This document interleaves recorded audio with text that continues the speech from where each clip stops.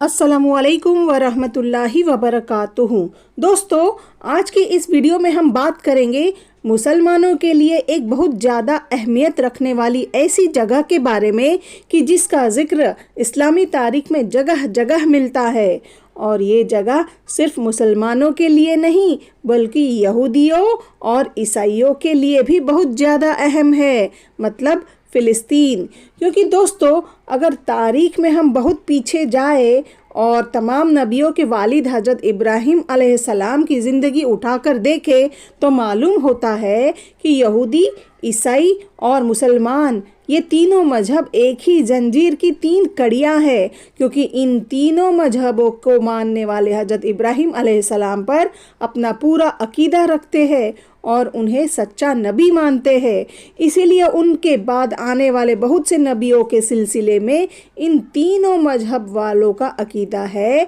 कि ये सब सच्चे नबी थे, जैसे कि हज़रत यूसुफ अलैहिस्सलाम, हज़रत इसहाक अलैहिस्सलाम, हज़रत दाऊद अलैहिस्सलाम, हज़रत सुलेमान अलैहिस्सलाम। लेकिन आगे चलकर हज़रत ईसा अलैहिस्सलाम के सिलसिले में यहूदी कहते हैं कि ये सच्चे नबी नहीं थे, बल्कि अमेरिका में बसने वाले ईसाई अपने मजहब में झूठे हैं। जबकि मुसलमान हज़रत ईसा अलैहिस्सलाम को एक सच्चा नबी मानते हैं और इस बात का पक्का यकीन रखते हैं कि ईसाई मजहब की शुरुआत हज़रत ईसा अलैहिस्सलाम के ज़रिए हुई और उस वक्त के लोगों की नजात इसी में थी कि वो हज़रत ईसा अलैहिस्सलाम के मजहब को कबूल करके ईसाई बन जाए। हज़रत ईसा अलैहिस्सलाम ने अपनी ज़िंदगी के 33 साल ईसाई कौम को सही राह पर लाने में लगा दिए। लेकिन आगे चलकर जब आखिरी नबी हुजूर सल्लल्लाहु अलैहि वसल्लम इस दुनिया में तशरीफ़ लाए तो यहूदी व ईसाई एक होकर कहने लगे कि ये मोहम्मद सल्लल्लाहु अलैहि वसल्लम सच्चे नबी नहीं हैं।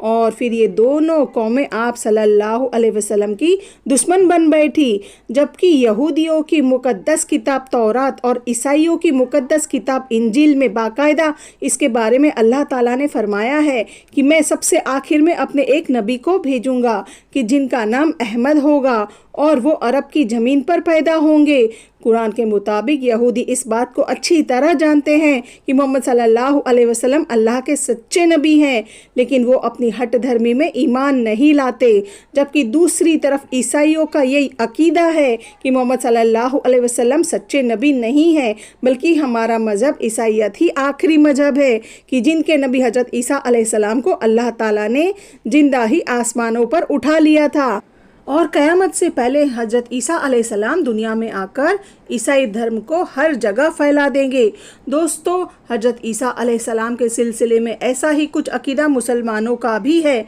लेकिन उसमें थोड़ा सा फ़र्क है कि हदीस के मुताबिक मुसलमानों का कहना है कि अल्लाह ताला ने यहूदियों के जुल्म की वजह से हज़रत ईसा अलैहिस्सलाम को जिंदा ही आसमानों पर उठा लिया और क़यामत से पहले वो इस दुनिया में फिर से तशरीफ़ लाएंगे और हुजूर सल्लल्लाहु अलैहि वसल्लम के एक उम्मती बनकर रहेंगे कि जिनके कहने पर सारे ईसाई मुसलमान हो जाएंगे और फिर वो दुनिया में 7 सालों तक हुकूमत करके हम सभी के बीच से रुखसत हो जाएंगे, मतलब उनकी भी वफ़ात हो जाएंगी। दोस्तों, फ़िलिस्तीन एक ऐसी जगह है कि जहाँ पर जंग व जिदाल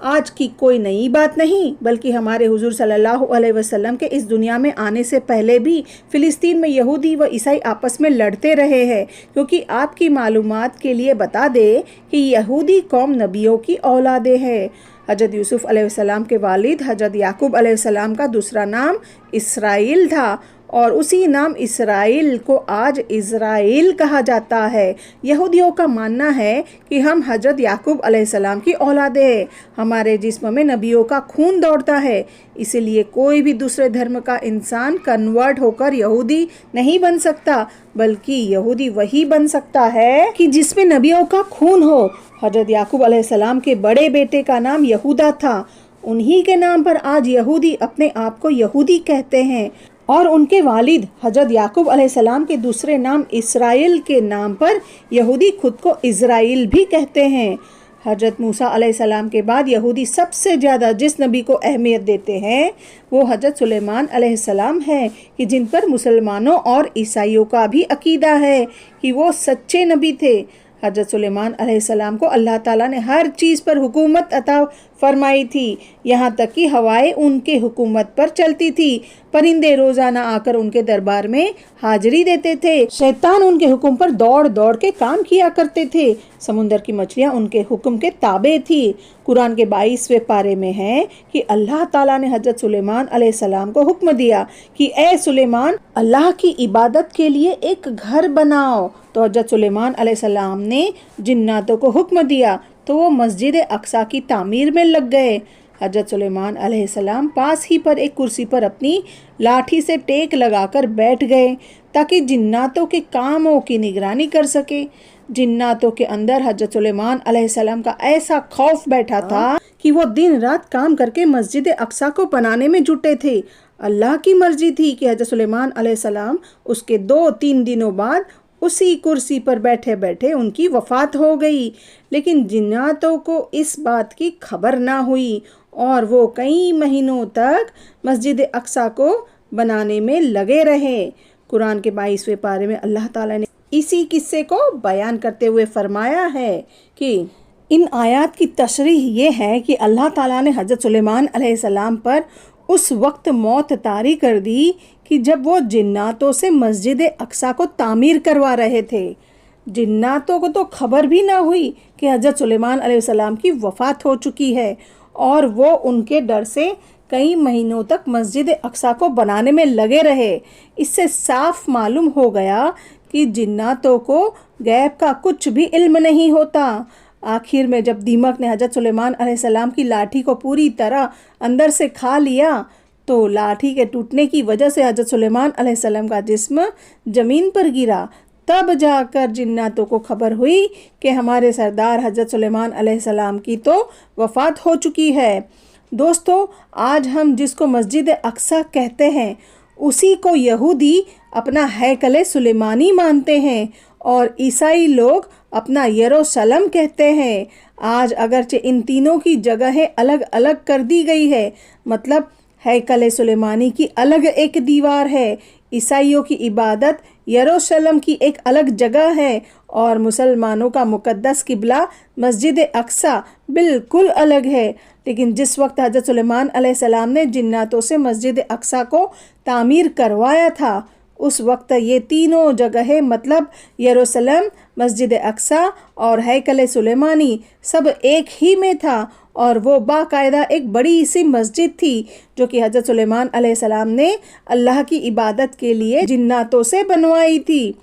لیکن بعد میں ٹائٹس اور بابل کے بادشاہ نے آ کر حضرت سلیمان علیہ السلام کے ذریعے بنائی گئی جناتوں والی مسجد اقصی کو پوری طرح تباہ کر دیا، اس کی ایک ایک اینٹ اکھاڑ کر پھینک دی۔ اب اس کے بعد فلسطین میں جب عیسائیوں کی حکومت آئی تو انہوں نے اپنی الگ ایک عبادت گاہ بنا لی، اور پھر جب یہودیوں کی حکومت آئی تو انہوں نے ہیکل سلیمانی کی بچی کچی ایک دیوار کو ہی اپنا قبلہ بنا لیا اور اسی کو پکڑ کر عبادت کرنے لگے۔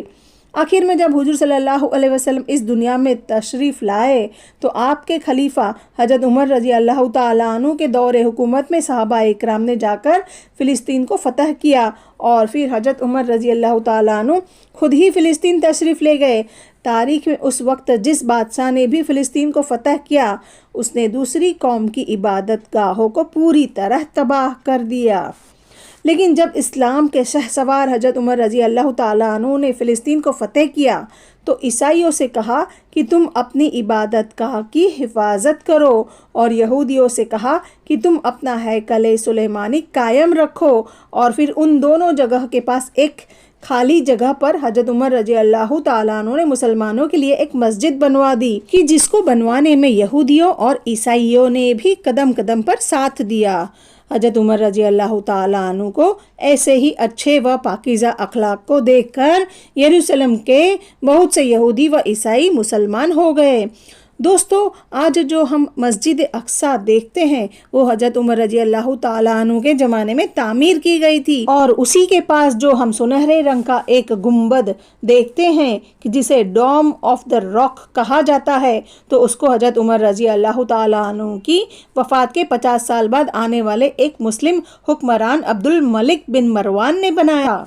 और ये सुनहरे गुंबद वाली जगह ही वो जगह है कि जहाँ पर हज़रत सुलेमान अलैहिस्सलाम के ज़माने में लोग अपनी कुर्बानी का गोश्त लाकर रखते थे और फिर अल्लाह की तरफ से एक आग आकर उसे जला देती थी, कि जिसका मतलब होता था कि अल्लाह ने उस कुर्बानी को कबूल फरमा लिया है। यही वो जगह है कि जहाँ से हुज़ूर सल्लल्लाहु अलैहि वसल्लम बुर्राक पर सवार हुए और फिर मेराज का सफ़र फरमाया। जब हमारे हुज़ूर सल्लल्लाहु अलैहि वसल्लम ने अपनी नबूवत का ऐलान फरमाया और फिर अल्लाह ताला ने आपको 5 नमाजें अता फरमाई, तो उसके बाद तकरीबन 2 सालों तक हुजूर सल्लल्लाहु अलैहि वसल्लम ने काबा की तरफ रुक करके नमाज नहीं पढ़ी जैसे कि हम लोग आज पढ़ते हैं, बल्कि अल्लाह के हुक्म से आपने मस्जिद अक्सा की तरफ रुक करके नमाज पढ़ी और सारे मुसलमान उधर ही अपना चेहरा करके नमाजें पढ़ा करते थे। जब हुजूर सल्लल्लाहु अलैहि वसल्लम मक्का से मदीना आ गए तो यहाँ भी कई महीनों तक मस्जिद अक्सा की ही तरफ रुक करके नमाजें पढ़ने का हुक्म था।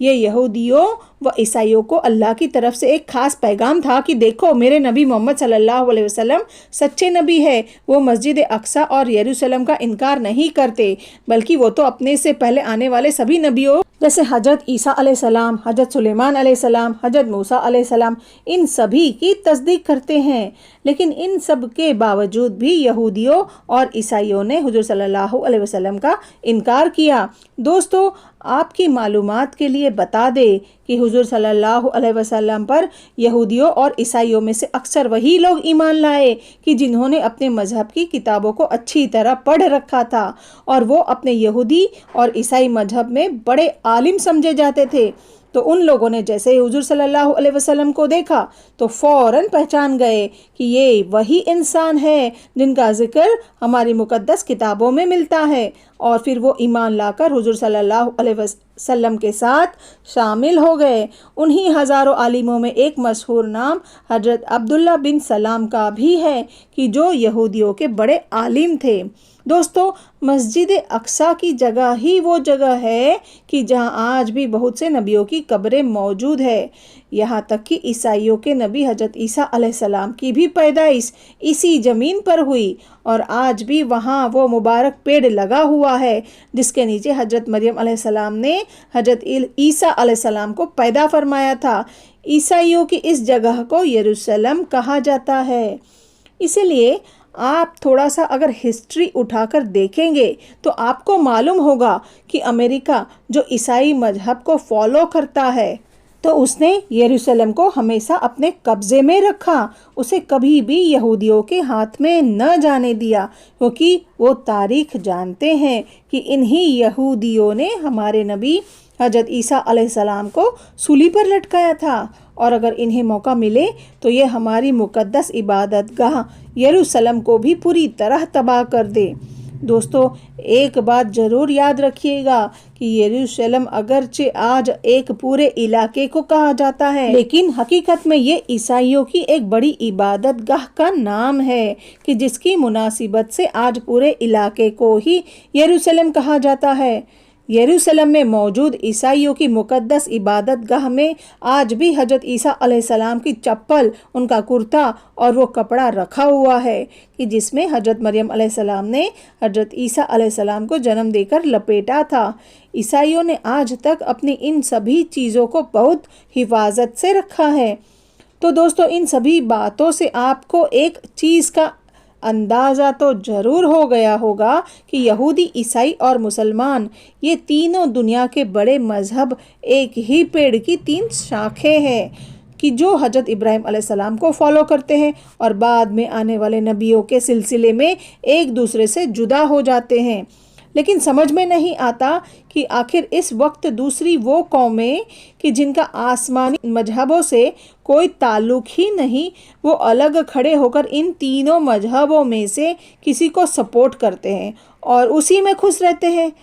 ऐसे लोगों को खुद ही अपनी मजहबों की फ़िक्र करनी चाहिए कि आखिर हमारे मजहब का भी कोई सबूत मिलता है या नहीं। क्या यहूदियों, ईसाइयों और मुसलमानों के ख़ास नबी की तरह हमारा भी कोई नबी है कि जो हम तक ईश्वर का पैगाम लेकर आया?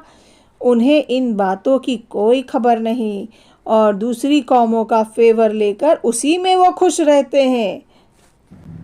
آج بھی دنیا کے اکثر دیش فلسطین کا ساتھ دیتے ہیں۔ اگر آپ فلسطین کا ساتھ دیتے ہیں تو اس ویڈیو کو لائک اور شیئر ضرور کریں۔ ایسی اور ویڈیو کو دیکھنے کے لیے ہمارے چینل کو سبسکرائب کریں۔ السلام علیکم ورحمۃ اللہ وبرکاتہ۔